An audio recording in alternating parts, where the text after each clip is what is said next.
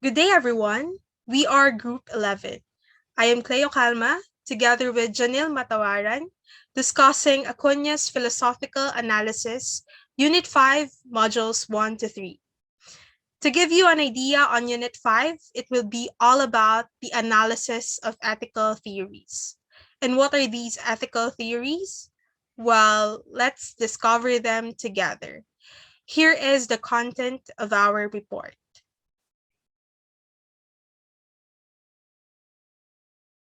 Now, we begin with Module 1, Types of Ethical Theories. There are three fundamental elements of an ethical theory, and these are definition of the good and its opposite, the bad. So, ano nga ba ang mabuti? Ano ba ang masama? Dapat ay meron tayong malinaw na pagpapakahulugan sa dalawang ito. What is right in terms of the good? Kapag ba tama ang isang bagay, mabuti na ito kaagad? Paano naman kung mabuti ang isang bagay? Tama na din ba ito kaagad? Pag-isipan natin yan. Statement of the moral principle. Dapat malinaw ito at tiyak. Kailangan masabi o maipaliwanag ito gamit ang malilinaw at tiyak na mga termino. Kapag wala ang tatlong ito, meron ka lamang incomplete theory. Ito ang dahilan kung bakit tinatawag ang tatlong ito na fundamental elements. Fundamental sapagkat mahalaga ang tatlong elements na ito sa pagtukoy ng mga ethical theories. Let's now proceed with the definitions of statement of value and statement of obligation. In normative ethics, which is a branch of moral philosophy concerned with criteria of what is morally right and wrong, a basic distinction is drawn between these two.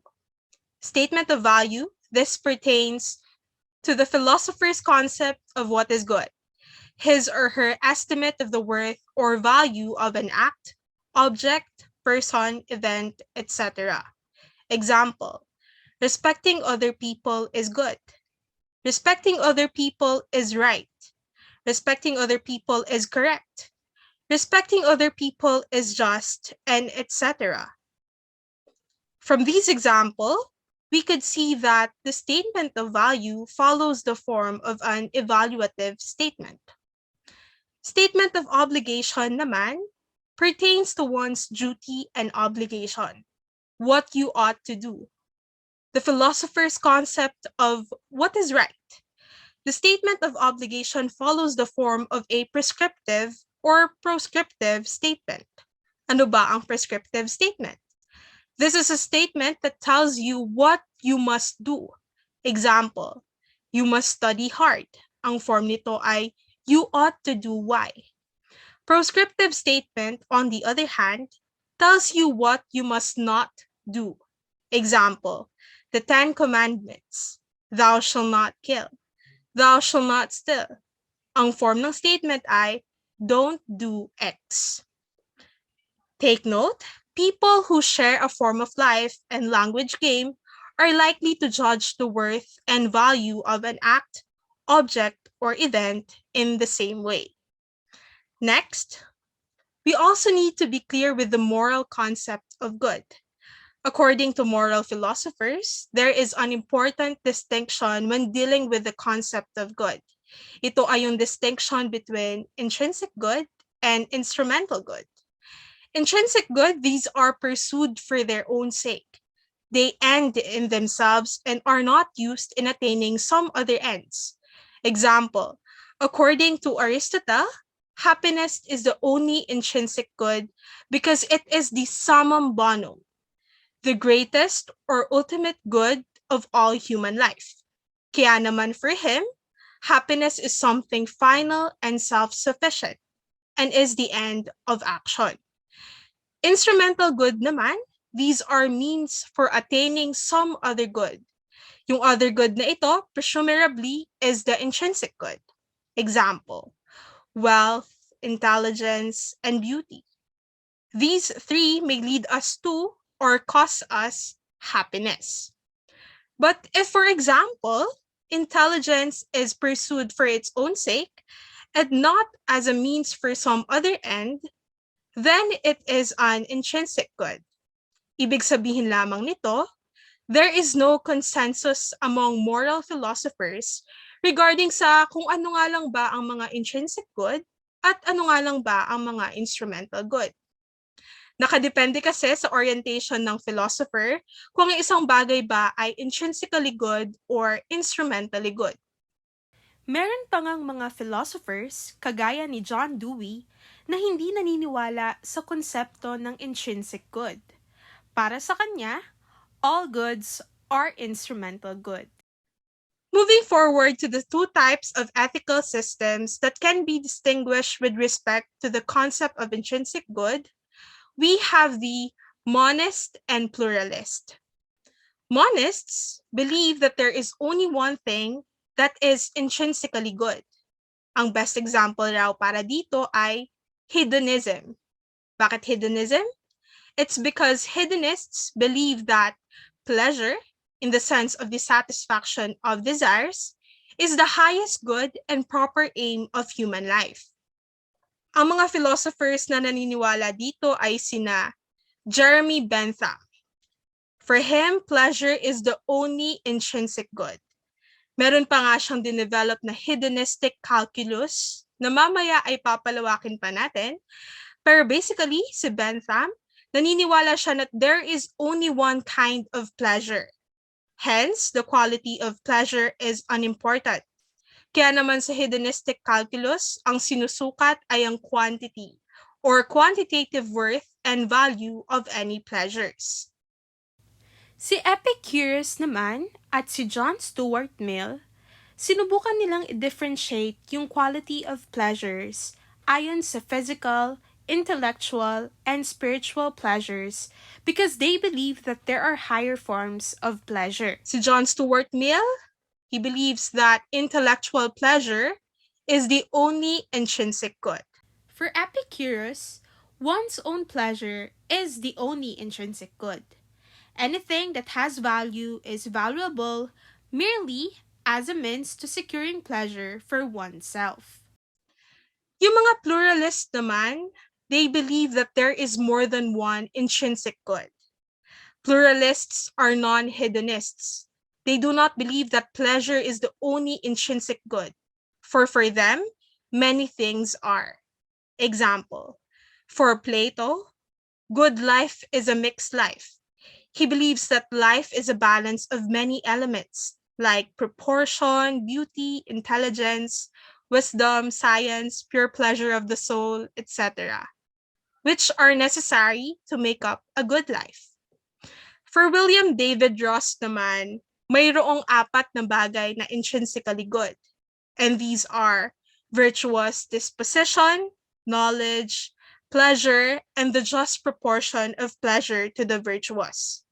Now that we have defined what is good, we'll now proceed with the next question.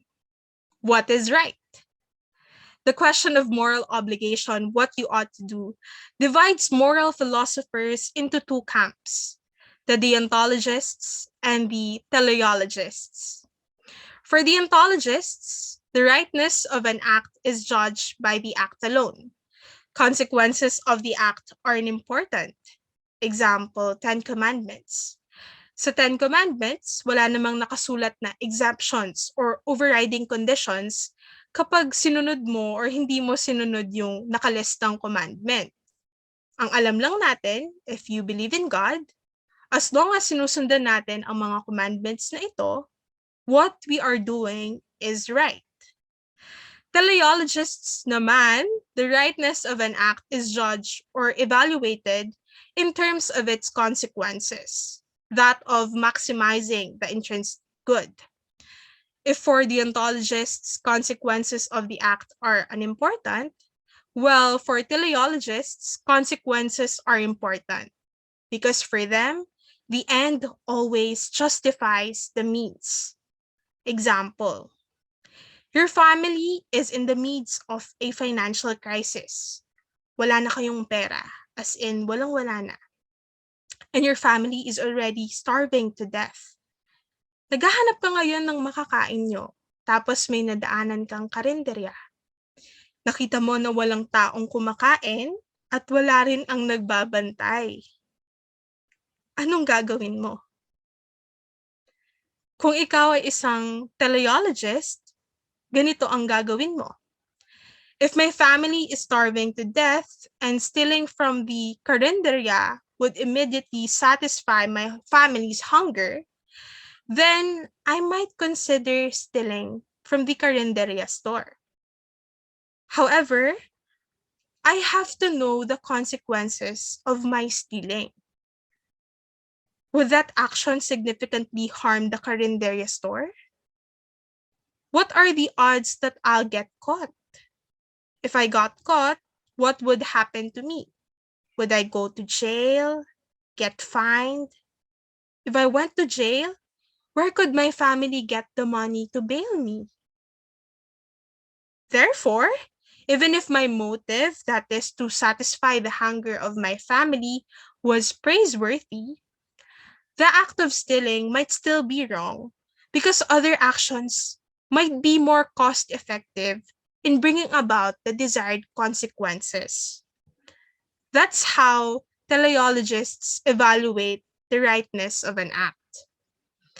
Ngayon, tumuloy na tayo sa two versions of teleology, egoism and utilitarianism. The teleologist is further subdivided on the issue of the beneficiary of right actions that maximize the intrinsic good. Egoistic theories envision that the beneficiary or recipient of the act is the moral agent himself. So this is self-directed. For any action that maximizes the good for oneself is right. Para nga kay Plato, each person ought to do what will further his self-interest. This is his version of egoism. Pero meron din naman tayong enlightened egoism. This is a reciprocity version of egoism. Kaya lang, you are doing a certain act that will benefit another person because you expect that person to do the same with you. In short, helping other people is calculated to promote one's self-interest. Sa mga politicians natin, sino kaya ang mga ganyan? Or maybe, sa mga itinuturing nating kaibigan. So, an egoist will ask, what actions will maximize the greatest good for me? Again, for me. Tingnan naman natin yung sa side ng utilitarianism. The beneficiary of the act is the majority of the population. Ito naman ay other-directed. Ayon nga kay Bentham, everyone is to count for one and no one for more than one. This is what we call universal utilitarianism. A pure form of utilitarianism, maximizing the good to benefit all humankind without discrimination. Meron din naman tayong tinatawag na limited utilitarianism, kung saan the consequences of the act are calculated to benefit only a sector or portion of the population, while the other sector may be worse off. Proponents of limited utilitarianism are the various interest groups in our society: family, association, NGO, religious groups, political parties, etc. The question of a utilitarian is, what actions will maximize the good for the greatest number? Let's now proceed with Module 2, teleological theories. Ang focus naman natin dito is what is egoistic hedonism and a limited form of utilitarianism. Kanina na pag-usapan na natin ang mga teleologists. Ngayon naman, pag-usapan natin ang theory na ginagamit nila, the teleological theory. A teleological ethical system postulates that no one can determine whether an act is intrinsically right or wrong by simply analyzing the nature of the act. The rightness or wrongness of an act rests solely on the consequences of the act. Yung consequences sa sinasabi natin dito is the good that the act promotes. Dahil sa definition na ito, masasabi na this system is in direct conflict with the ontological ethical system. Why? Because again, consequences are unimportant. The nature of the act could already determine its rightness or wrongness. Now let's proceed with the quantitative and qualitative hedonists. Again, hedonists believe that pleasure is the only intrinsic good. In particular, quantitative hedonists like Bentham believe that bodily pleasure is the only intrinsic good, while for the qualitative hedonists like Mill, intellectual pleasure. Because of this, both are monist. Sa beneficiary of the good, most teleologists will not stipulate the beneficiary of the act to be himself alone. Kanina napag-usapan na natin yung egoistic and utilitarian. Ngayon, pag-usapan naman natin ang isang egoistic hedonist. This person is concerned only with his own self-interest. His interest in other people is limited only to the prospects of how they can contribute to the enhancement of his self-interest. Still under the egoistic hedonist, for Cyrenaics, pleasures of the senses are more intense. Therefore, they deserve the highest priority. Anticipation of the future has no bearing on the present. Kaya naman, if trip nilang mag-party at magpakalasing ngayon, go. Para sa kanila, they only live once. YOLO. For Epicurus or Epicureans naman, absence of pain in the body and mind is the highest pleasure. Thus, bodily health and peace of mind are the highest felicity for them. So kung iinom sila ngayon, iisipin nila na wag uminom ng marami kasi pwedeng masira ang kanilang liver in the future. Next is the principle of utility. According to Bentham, who is the modern exponent of the limited utilitarianism, pleasure and pain demarcate the extent and limits of his system. Historically, si David Hume ang nagsabi na utility was the foundation of ethics, justice, and benevolence.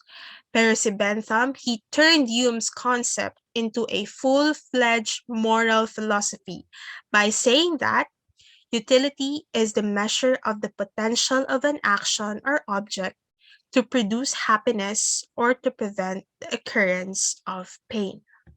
Although Bentham believed that to talk about the interest of the community without considering the interest of an individual is foolish, he still said that the intended beneficiary of utility may be the individual or the community, since the community, being a fictitious body, is nothing but the totality of the individual members.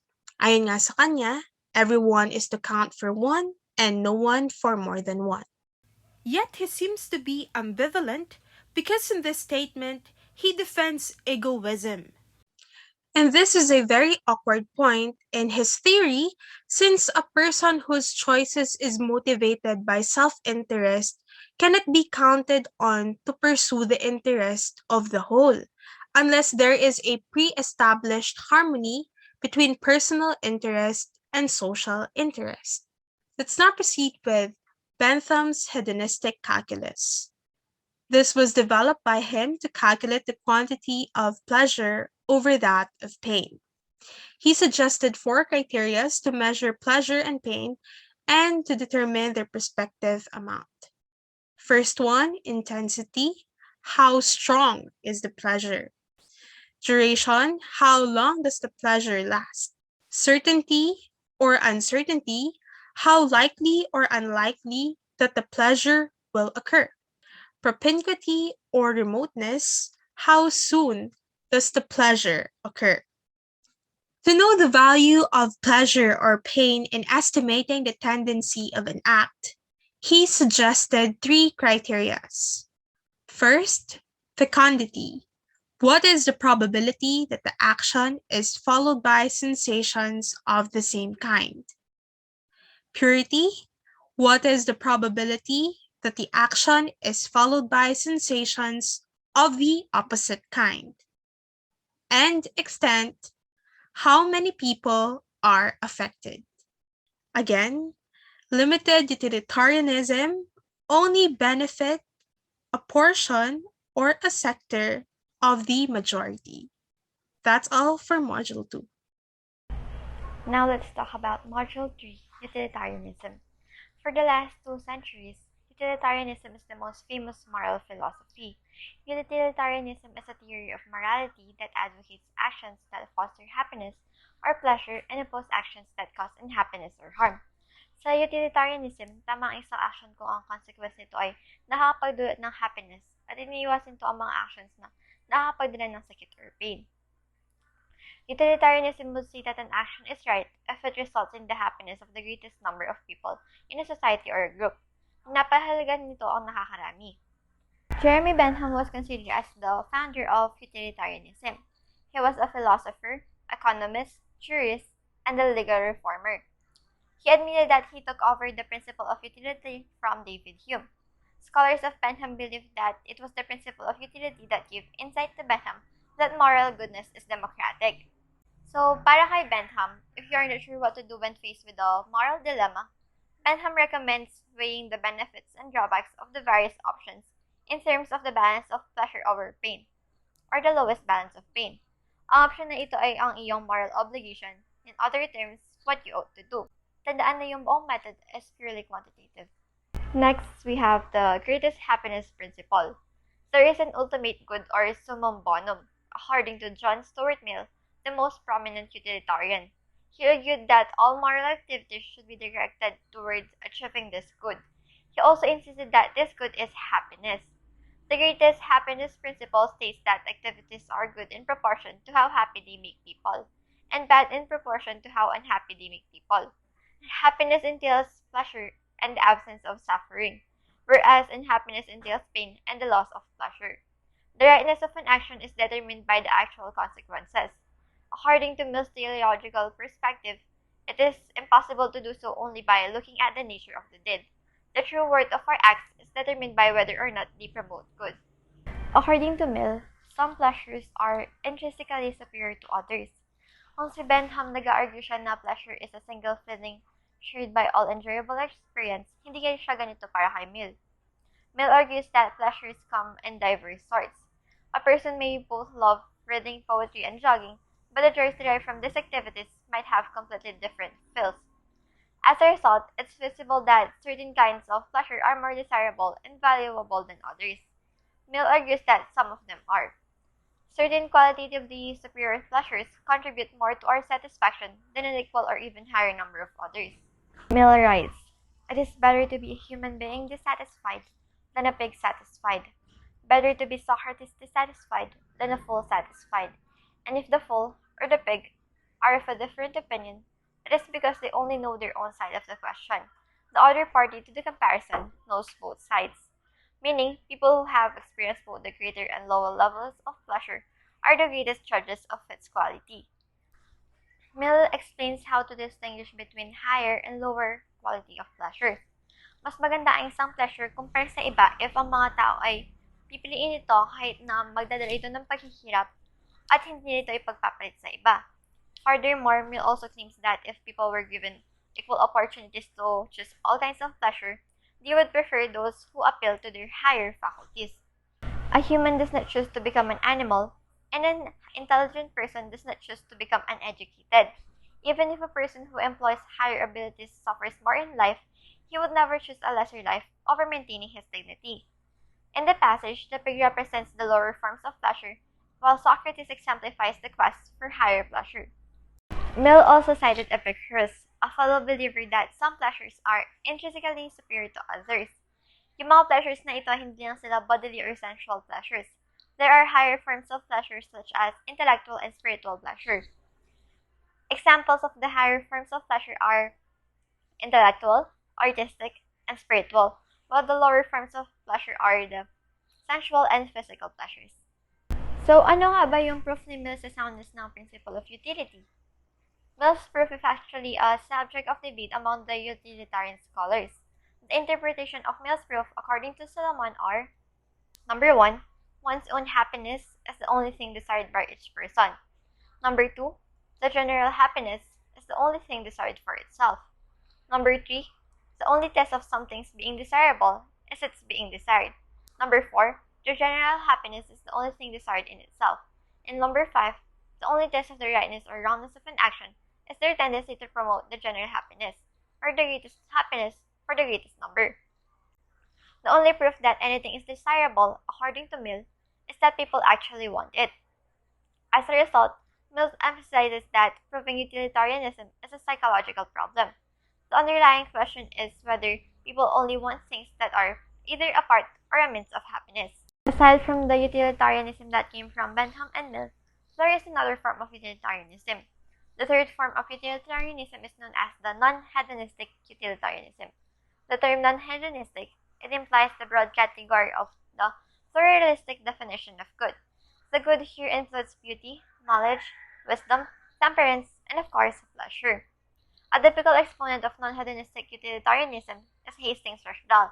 He proposed the ideal utilitarianism wherein actions are considered right or wrong, according as they tend to produce for mankind an ideal end or good, which includes but not limited to pleasure.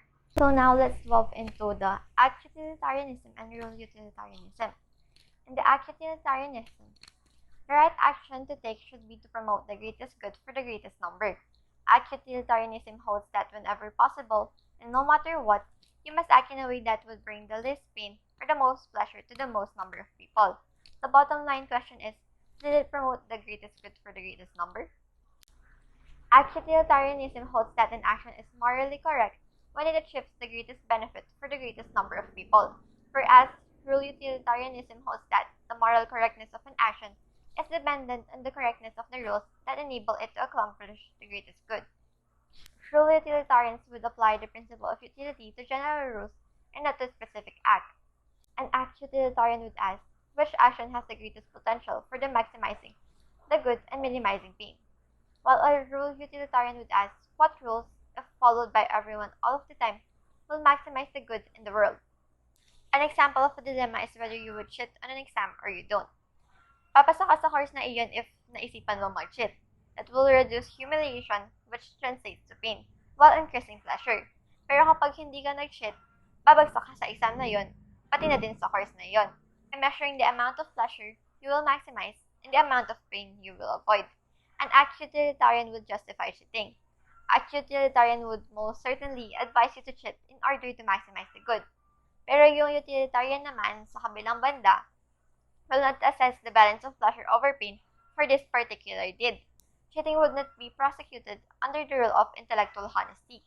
The rule's applicability has already been assessed, and cheating, regardless of the consequences, is morally wrong in the sense that it violates the rule. It can be seen that the distinction between act and rule utilitarians can cause profound conflict in making decisions, especially when confronted with a moral dilemma. That is all for Module 3.